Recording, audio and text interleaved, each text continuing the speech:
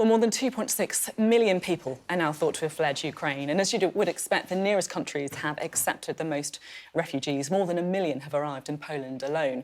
In comparison, the United Kingdom has accepted 1,305. That's according to figures published on Thursday. But is that about to change, with a new scheme offering £350 a month to anyone who provides a room for a Ukrainian refugee?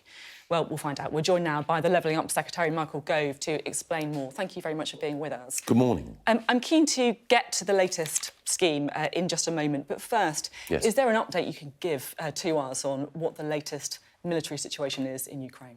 Well, the situation in Ukraine is perilous. It's uniquely challenging for the Ukrainian people and for their armed forces. They've shown amazing bravery and courage over the course of this conflict. But, of course, we know that Vladimir Putin is prepared to escalate. There are several grisly options that he has at his disposal. And that's why it's so important that we continue to provide all the support that we can to President Zelensky and to his team. What are those grisly options, then? Well, again, we know that from what Vladimir Putin has done elsewhere, from what he's done in Syria and what he has done in Chechnya, that he is capable of devastation on a terrible, terrible scale. And that is why we need to demonstrate solidarity with the Ukrainian people. And also, that's why the military support, the lethal aid the United Kingdom has been providing throughout, and that other NATO allies have been providing throughout, is so important. But again, we can't second-guess the decisions of the Ukrainian armed forces. Are you talking about chemical weapons? The Prime Minister telling my colleague Beth Rigby this week that that's something that he fears. Well, again, I don't want to get into the weeds and the detail of... It's not really weeds and detail. No. We're talking about the reality of a chemical weapons attack. Well, quite. What we know is that Putin's calculation that he would be able to relatively quickly capture the heart of Ukraine, that calculation has proven to be unfounded. We know that he is capable of terrible, terrible violence. But again, I am not a military expert, and I would not want your viewers to think that I'm the right person to get into a detailed discussion of chemical or other warfare. All I can do is to share with you what those of us in government who are wrestling with this know, which is A, that Putin's miscalculated, B, in the past he has shown a level of ruthlessness beyond that which any other leader on earth is capable of at the moment, and C, what happened in Grozny, what happened in Aleppo, these are terrifying portents. Obviously, I understand you're not a chemical weapons expert, but if chemical weapons are used, that's a war crime. How do we respond? Is that the time when we step up our actions when it comes to the war in Ukraine? Well, I think it's already, you're absolutely right, it would be a war crime. It was a war crime in Syria. It is the case that already Vladimir Putin has committed war crimes. Already. So if he crosses the red line and uses chemical weapons, what is our response? Well, again, our response is something that will be agreed in concert with our allies. And it's not for me at this stage, and I can completely understand your desire for clarity, but it's not for me to spell out in advance of NATO and our allies being clear about what the response is. So what's the UK government's position? You're on this programme as a representative of the UK government. What is the position on what the UK response would be if Putin uses chemical weapons? Well, it would be a response specifically targeted to deal with that escalation, but I'm not going to spell out myself what that response is. Why not? Because it's for the Prime Minister, in concert with her allies, to deal with a situation which none of us would want to see. OK. Understood. Is there a concern? We talk about escalation. We'll be hearing from Mr. Volkov later, an ally of Alexei Navalny, who says that he believes Putin is crazy enough to use nuclear weapons. Is that a real concern for the UK government? Yes, I think there are different ways in which you can describe how Vladimir Putin is operating. I think he's operating according to a set of criteria totally detached from those which you or I would consider to be reasonable or rational, but by his own lights, what he is doing is pursuing a conflict which he believes he has to win. We have to make sure that he loses. There are people who are even now calibrating what our response should be to that, the defence, security and intelligence experts in our own country and elsewhere. But yes, I don't think it's helpful to think of Putin as mad.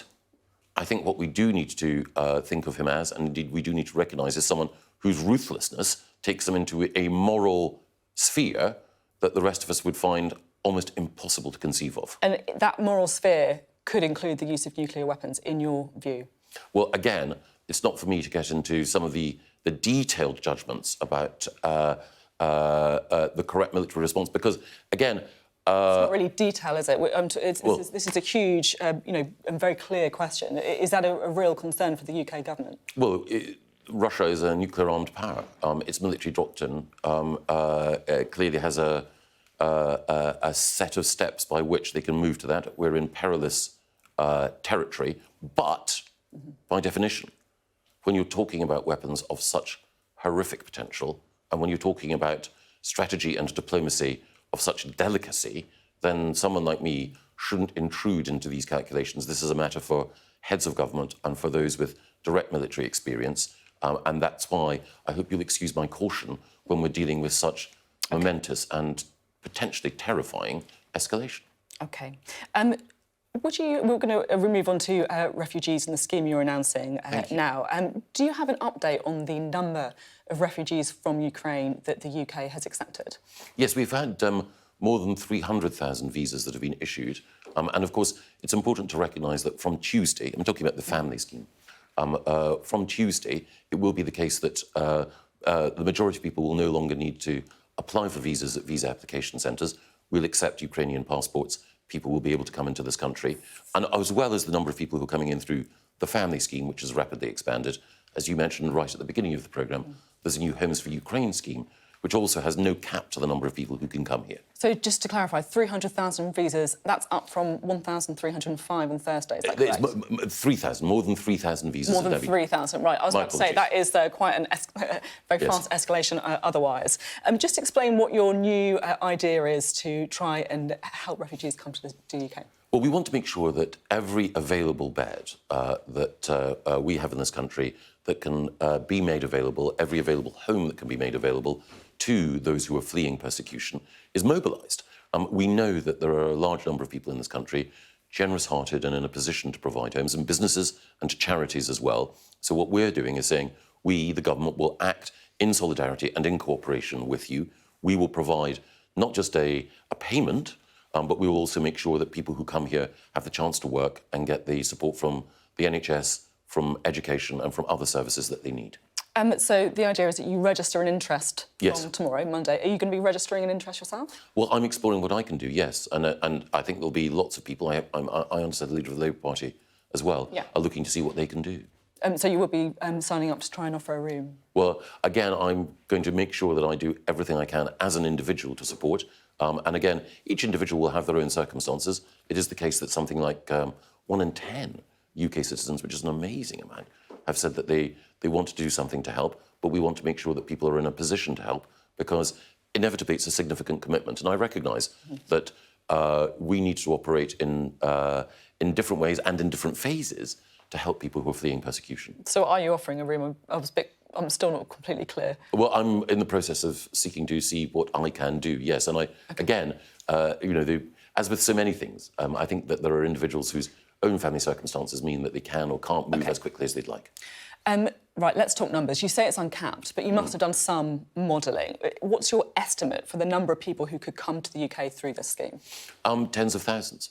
Tens of thousands, you think? And is that enough? If you look at the numbers, for example, of Ukrainian refugees, Poland taking in 1.5 million, France say they're expecting 50 to 100,000 in the coming weeks, Germany over 80,000 by Wednesday.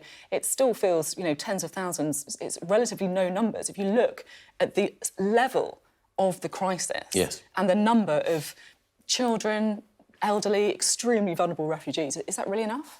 Well, there are so many things that we have to do. And again, in a way, in the face of a crisis of this magnitude, we have to make sure that we do what we can when we can.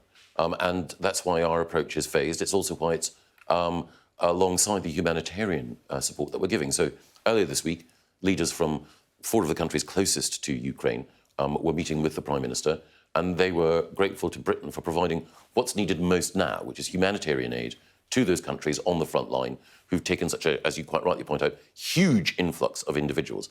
once we do everything we can in order to provide that humanitarian support, expertise, boots on the ground, money, alongside that, we can then see how many people we can take to the UK.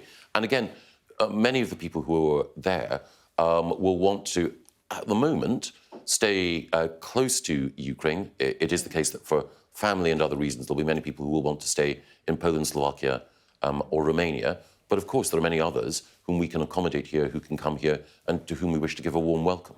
I want to talk a little bit about the support that these people will need when they come here. Yes. Obviously, you're having money that you're giving to the sponsors, the families. But it feels like a very different profile of refugee to ones that we've seen before. You know, there's a lot of children, yes, a lot of elderly, a lot of people who will need access to public services that you say the government is willing to provide. So does that mean that you're looking at giving more money to schools, for example, who will be accepting Ukrainian children? Yes. So there'll be money available for local authorities, money available for... How much? For each individual who comes, there'll be just over £10,000 per individual available to local authorities. Then there's... So per individual Ukrainian, you're yes, willing to fund up to £10,000 in services? Just over, actually, yes, to right, each local government area. And then there'll be additional payments for those children who are of school age and who need to be accommodated within the education system. Everyone will have access to full NHS care, including mental health care. The £10,000, that's to each local authority area? Per individual. Per individual, right, yes, OK, thank you. That's useful. Another thing that I have some questions about is the fact that you need to name a Ukrainian in yes, order to accept them into your house. I mean, that's going to severely restrict numbers, isn't it? If you're a Sky News viewer, for example, you've got a spare room, you're desperate to do something to help after you've seen the appalling images from Kyiv and elsewhere, you don't know someone from Ukraine, do you? No, but well, you may do, but... Firstly, the alternative to that would be government attempting to match people in Ukraine to individuals here. And that could be quite a slow, bureaucratic process.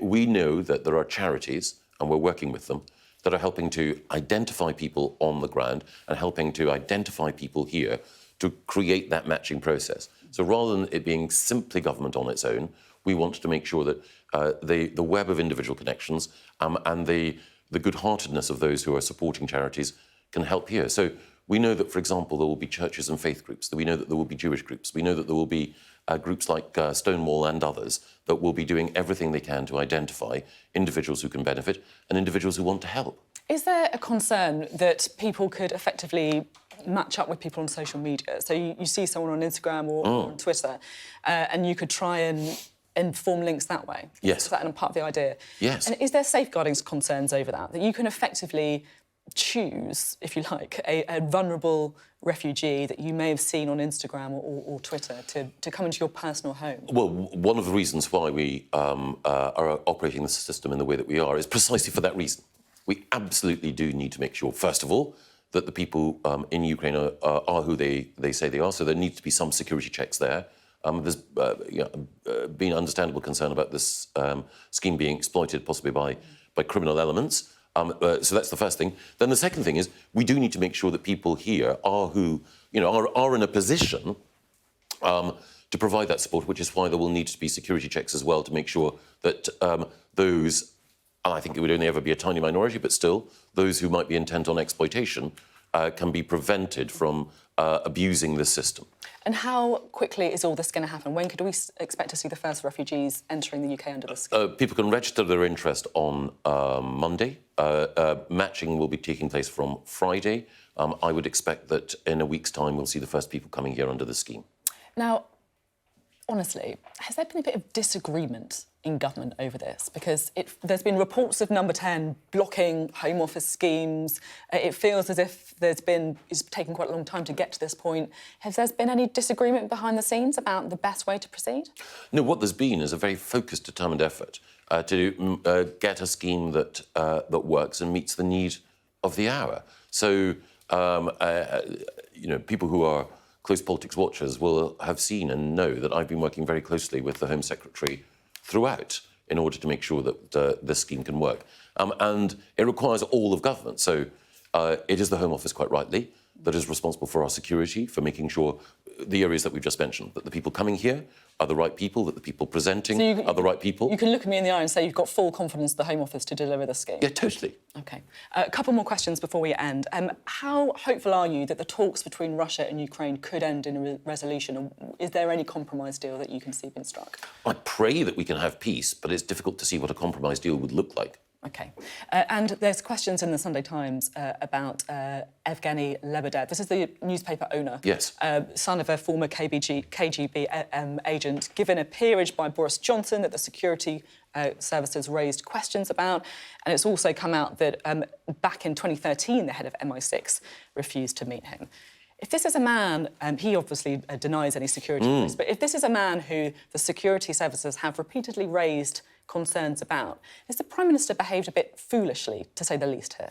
No, I don't think so. I've met Lord Lebedev, as the Prime Minister has. At no point did anyone ever say to me that it would be inappropriate to meet him and to talk to him. And so I think none of those concerns were passed on, even though in 2013 the Sunday Times believes that they were passed on to people at least around Boris Johnson. Nobody has ever said to me, and I've met Mr. Lord Lebedev, as he now is, in public, and nobody has ever suggested to me that that was wrong. There's something else as well I'd want to say. So you're happy to call him Lord Lebedev then? Yes. Well, one of the other things I should say is that Lord Lebedev has been clear through the pages of the Evening Standard, the newspaper of which he is proprietor, that he wholeheartedly disapproves of this conflict.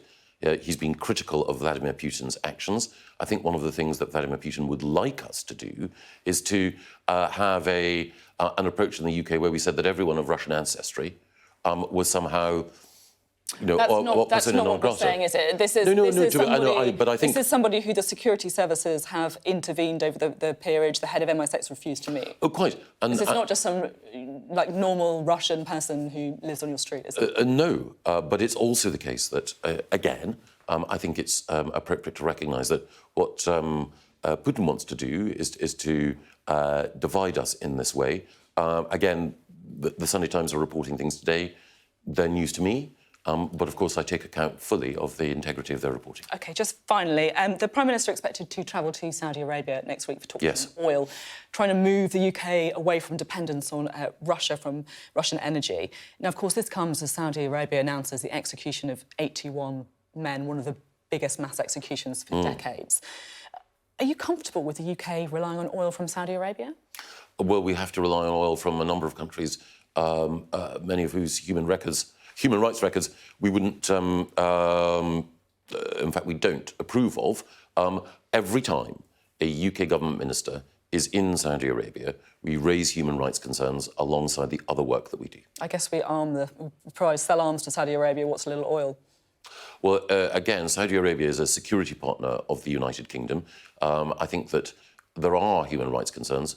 We're clear about those, but we also recognise that at a time when the world is in a fragile situation, that diplomacy alongside clarity on human rights is important. OK, thank you very much for being on the programme today, Michael Gove. Thank you. Not at all, thank you.